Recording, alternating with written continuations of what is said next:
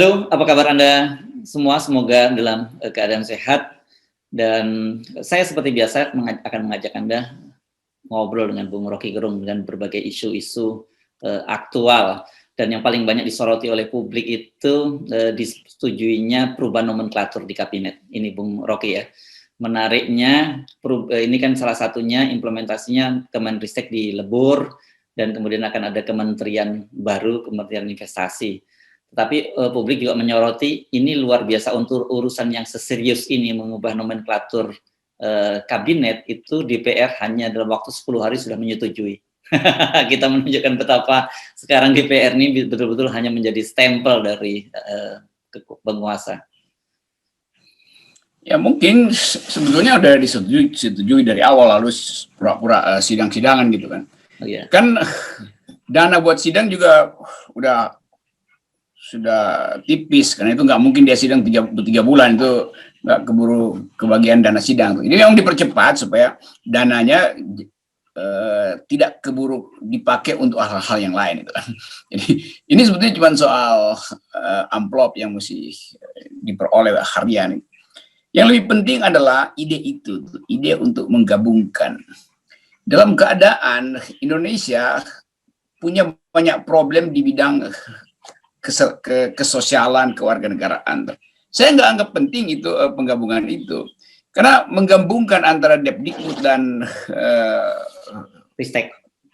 Menristek ya, itu kan satu proses yang sebetulnya bisa berjalan tanpa harus dua lembaga itu dicemplungkan ke dalam satu institusi itu.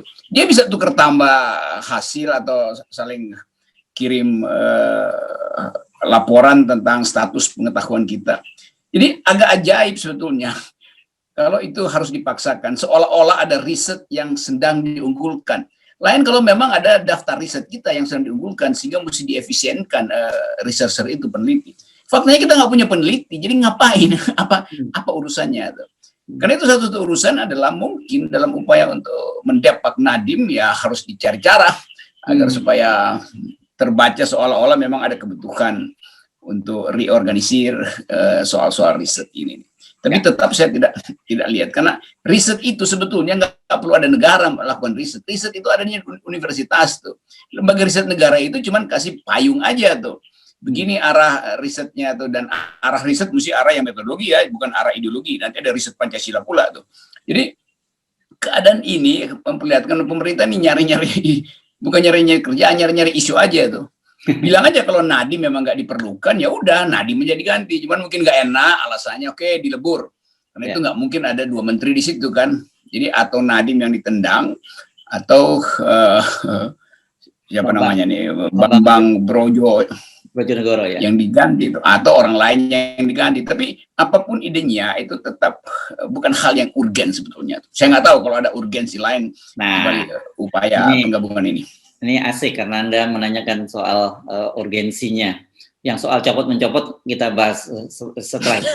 Jadi Tajo Tempo pernah menulis bahwa ternyata dalam RUU HIP yang kemudian ditarik oleh pemerintah dan diganti RUU BIP itu, dalam salah satu pasalnya menyebutkan bahwa ketua Dewan Pengarah dari HIP, yang dalam hal ini itu Ibu Megawati nantinya diperkirakan akan seperti itu juga menjadi ex officio dari ketua Dewan Pengarah Badan Riset Inovasi Nasional BRIN yang sudah akan dibentuk ini. ini semakin kacau lagi. Jadi kemudian ada kepentingan itu. Nah, ini lebih membingungkan lagi apa urusannya dengan haluan ideologi Pancasila dengan riset. Ini makin nggak jelas gitu, Bung Rocky. Apa tadi BRIN ya, Badan Riset Inovasi Nasional. Oh, mungkin yang dimaksud Badan Riset Ideologi Negara gitu. Saya kira betul. Iya. Salah singkatan saja mereka ini kelihatannya. Jadi bagaimana mungkin riset itu adalah urusan metodologi. HIP itu, HIP namanya apa? Ya, haluan ideologi Pancasila, itu urusan ideologi. Jadi bagaimana mungkin orang yang hidup di dalam dunia ideologi tiba-tiba jadi pelindung, bahkan pengarah metodologi riset itu. Ini kayak menyambung besi dengan lilin gitu. Mau dilas pakai apa tuh besi dengan lilin? Jadi kekacauan paradigma terlihat dari awal. Ini mestinya dibocorin besar-besaran ke publik bahwa ada kekonyolan kekuasaan, yaitu mau menyambungkan lilin dengan batangan besi itu. Nggak ada hubungan antara ideologi dan metodologi. Kalau begitu nanti para peneliti riset itu dia pertama-tama akan diteliti apakah Pancasilais atau tidak. Kalau Pancasilais mampu nggak dia menghubungkan dua katoda secara keadilan sosial gitu, atau menemukan virus yang berdasarkan persatuan Indonesia, dan virus itu mesti memenuhi syarat musyawarah dan mufakat gitu. Jadi kekacauan semacam ini yang bikin kita makin nggak jengkel juga sebenarnya. Anggap aja ya memang kedunguan itu sedang bertumbuh. Ya. Atau kita nanti tonton aja. Dicek para presetnya ini termasuk radikal atau tidak begitu ya, karena kalau radikal ini juga berbahaya bagi hasil risetnya kan gitu, bisa seperti itu.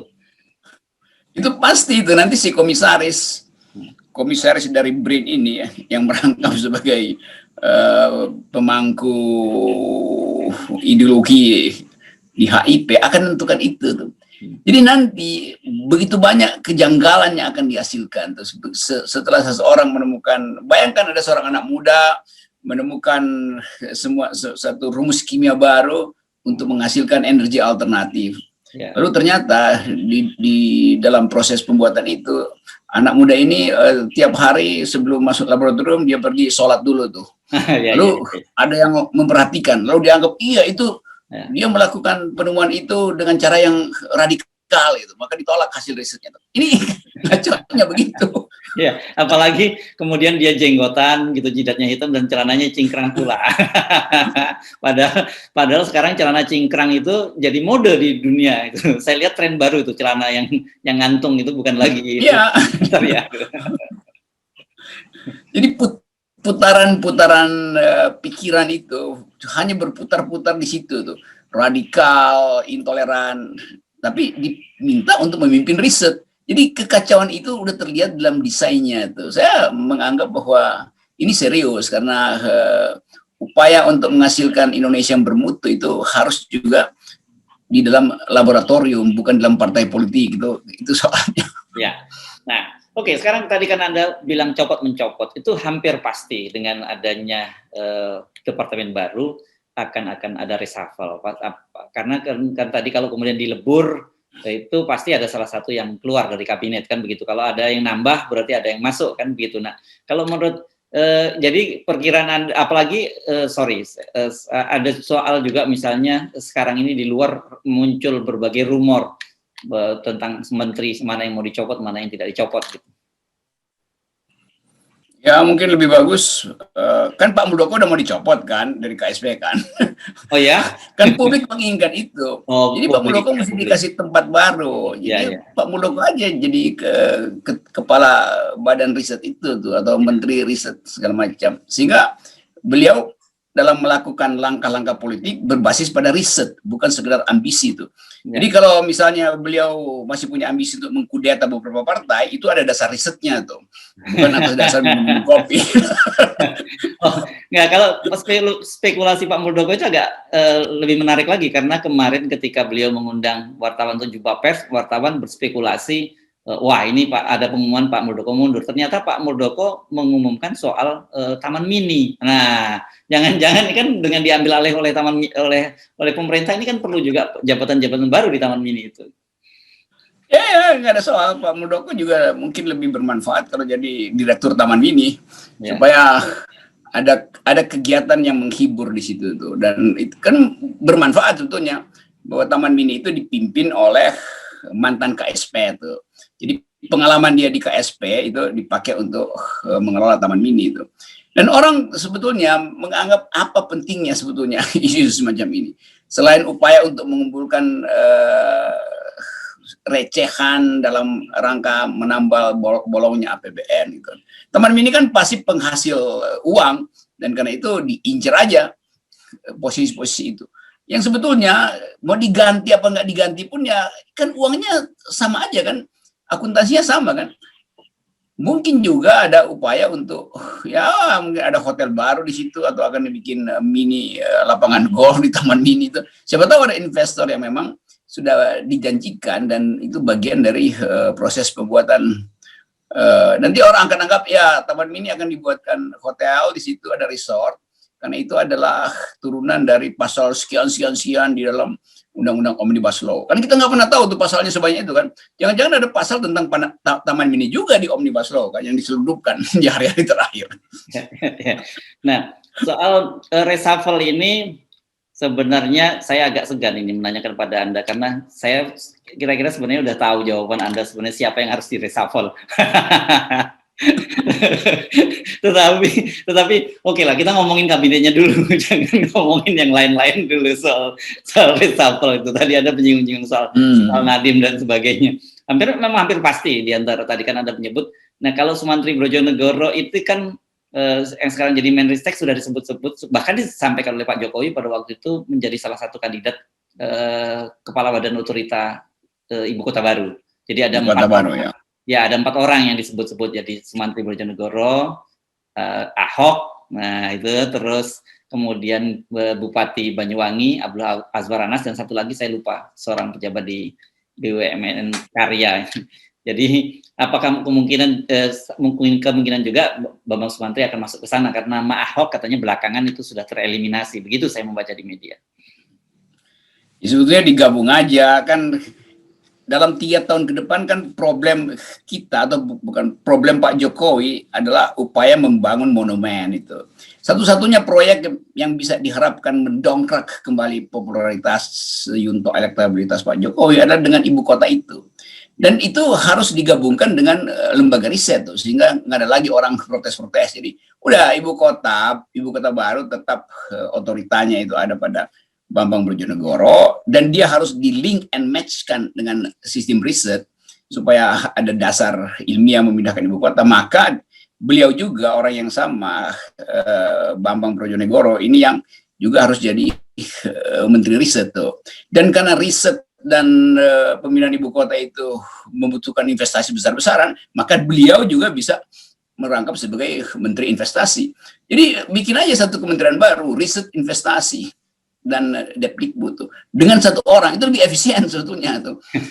Dengan cara itu presiden bikin kejutan baru bahwa saya sedang mengefisienkan anggaran. Karena itu saya simpelkan kementerian baru itu dengan hanya 1 menteri. Kan nggak bisa aja kan diatur. Kan DPR bisa diminta untuk bikin aturan tambahan bahwa dalam 3 tahun ini ketiga bagian itu, Mendikbud, Menristek, dan investasi dipegang oleh 1 orang. Nggak ada soal sebetulnya.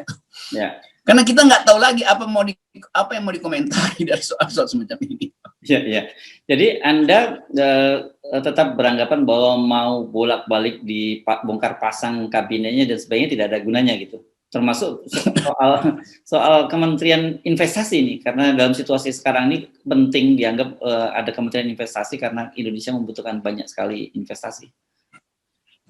Iya, itu kan udah 5-6 tahun ini soal investasi, bahkan ada menteri khusus dan digabung dengan Menko Maritim dan Investasi, nggak bisa juga tuh. Dipindahin lagi, mau dicoba dipindahin nggak bisa lagi. Karena soal investasi ini kan soal pandangan dunia terhadap Indonesia itu. Dan dubes-dubes kita gagal untuk mempromosikan bahwa Indonesia potensial untuk jadi lahan investasi itu. Dari segi harga buruh, keamanan birokrasi, kepastian hukum segala macam tuh. Jadi seolah-olah kalau ada kementerian baru maka investor akan datang untuk kementeriannya baru. Tapi dia tetap begitu tiba di Bandara Soekarno-Hatta, red tape-nya mulai berlangsung, birokrasinya mulai berjalan. Jadi dia tahu bahwa sebetulnya Indonesia memang tidak layak didatangi oleh investasi. Kan 3 tahun yang lalu Ketua BKPM udah uraikan kita akan dapat 700 investasi apa-apa, 300 sudah MOU, nggak ada apa-apa, nggak ada yang masuk itu. Jadi percuma karena kan kita juga mengalami deindustrialisasi itu karena alasan-alasan ketidakpastian hukum, birokrasi yang korupsi itu. inefisiensi di dalam tenaga kerja. Jadi terus-menerus faktor-faktor itu, faktor-faktor standar sebagai alasan untuk menarik investor itu tidak disediakan. So, sehingga tiba-tiba menteri investasinya juga nggak ada gunanya. Kita tidak melihat satupun gejala baik di mana ada semacam pembicaraan di luar negeri bahwa Indonesia adalah pasar yang sedang berkembang itu, karena itu layak didatangi. Itu nggak ada tuh. Semua yang kita tahu, misi negara untuk mengundang investor asing itu gagal. Ya. Di mana-mana tuh. Yang ke barat maupun yang ke timur gagal. Ya, dan kita kemarin beberapa pekan yang lalu kan juga kita mendengar bagaimana Bu Sri Mulyani Menteri Keuangan mengeluhkan soal itu. Jadi setiap dia bicara dengan para investor asing, tapi begitu masuk ke Indonesia dia menghadapi yang waktu itu mumet gitu dalam yang kita sebut. Ya, berapa pekan lalu kita bicarakan soal itu kan. Ya mungkin Sri Mulyani begitu dengar dibikin Kementerian Investasi, dia bilang, apalagi nih, gue yang paling tahu, gue yang paling kenal watak investor itu, gue bergaul dengan mereka di dalam banyak forum dunia, dan gak ada yang mau ke sini. Mereka pasti tiba di bandara dan langsung mumet. Jadi sebetulnya nih istana nih nggak ada satu kebijakan yang dihasilkan dengan partitur yang lengkap gitu. Masa tiba-tiba seolah-olah Ibu Sri Mulyani nggak punya poin waktu ngomong itu tuh. Jadi sekali lagi hanya karena kepentingan politik maka dilakukanlah perubahan-perubahan nomenklatur tuh. Seolah-olah ingin mengatakan bahwa kami terus-menerus mengevaluasi itu. Iya, tapi hasil evaluasinya juga buruk karena poinnya nggak dapat itu kan. Selain bahwa ingin menggusur Nadiem aja. Ya. Oke, jadi menurut Anda ini hanya selain tadi itu gusur-menggusur, ini juga hanya gimmick saja ya secara politik? Ya, betul, ini cuma gimmick aja tuh. Mudah-mudahan ada investor yang nggak baca koran Indonesia, dia cuma baca koran hari ini, lalu anggap oke, berarti ada niat baru untuk mengundang investor, karena ada menteri investasi baru. Tiba-tiba stafnya bilang, Pak, buka dulu tuh yang diucapin Sri Mulyani seminggu yang lalu. Si investor asing buka, wah, Sri Mulyani bilang jangan masuk. Kalau nggak mau mumet. Oke, walaupun hampir dipastikan bahwa reshuffle menunggu waktu, ya, jadi buat Anda sendiri sebenarnya ini tidak ada urgensinya, tidak ada pentingnya, begitu ya? Memang tidak ada pentingnya, karena bahkan Bank Dunia kasih kritik pada Indonesia bahwa seluruh perekonomian Indonesia itu diambil alih oleh BUMN, sehingga sektor swasta nggak kebagian kan. Mereka yang ingin berinvestasi di sektor swasta, apalagi yang mandiri itu, cuman mungkin kalau jadi rekanan BUMN, nggak ada lagi sektor yang bisa dimasuki oleh investasi yang bebas selain mereka yang terpaksa harus menerima syarat-syarat dari BUMN itu. Jadi cuman jadi rekanan doang. Dan ini soal-soal yang tadi jadi rekanan, jadi endorse pun banyak yang tagihannya seret loh. Kemarin banyak yang sudah mengaluh itu asosiasinya. Ya itulah, jadi cerita-cerita semacam ini itu udah beredar di luar negeri dan menganggap masuk Indonesia artinya bersedia untuk diperas. Oke, kalau gitu kita tunggu saja kabinet di reshuffle, Rocky Gerung tetap berlalu, gitu kira-kira sebutannya. Dan kita tunggu pidato pamit dari Nadiem. Dan saya kira itu pidato yang akan menggelegar. Oke. Terima kasih, Rocky. Bye. Oke. Bye.